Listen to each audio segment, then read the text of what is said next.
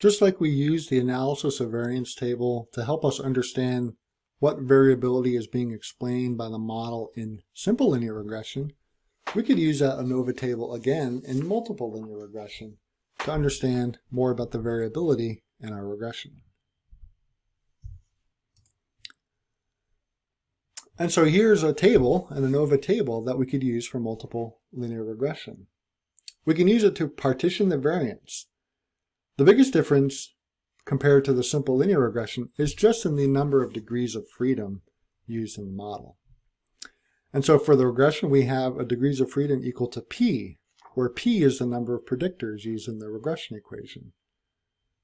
Our residual degrees of freedom is n minus p minus 1, and our total degrees of freedom is n minus 1. We can calculate the sums of squares for regression, residuals, and the totals. We could calculate the mean square values for the regression and for the residual by taking the sums of squares and dividing them by the degrees of freedom.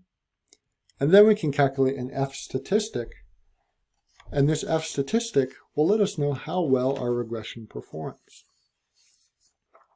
And so with any multiple linear regression, you can add the values into a table like this to help you assess how well the variability is being partitioned in your regression equation.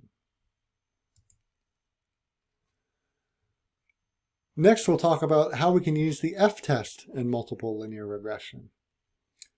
So the ANOVA F statistic, that value in the ANOVA table all the way over to the right, tests these hypotheses.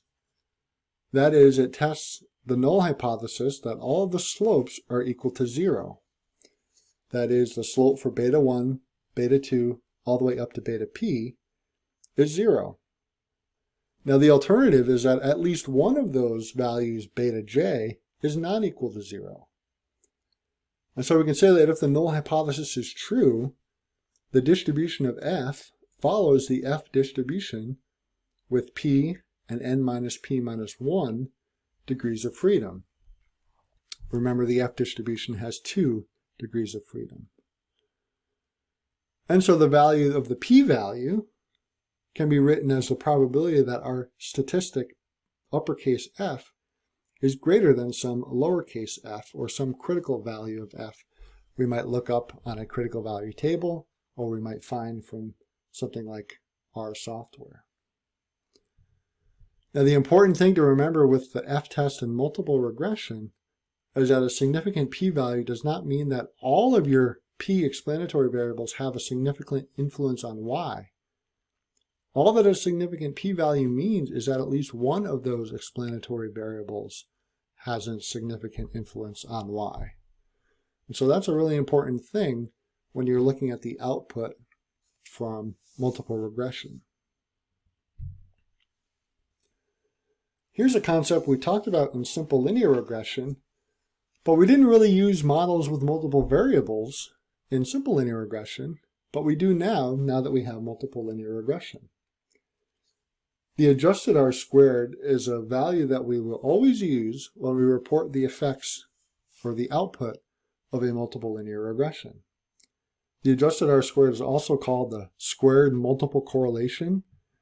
It's also like the regular R-squared, we often multiply it by 100 and express it as a percent. Here is the values, these are expressed as a proportion, but we can see the R-squared value in the chicken data doesn't really go down if we add more variables, but the adjusted R-squared does. And you can see the adjusted R-squared going down because you can think about it penalizing you. If you have p as a very large number, the denominator here would be smaller, such that your adjusted R-squared would go down as p increases. And so the adjusted R-squared is an important value to report when we talk about multiple linear regressions, because it incorporates how many independent variables are in your model, and it penalizes you for any additional variables.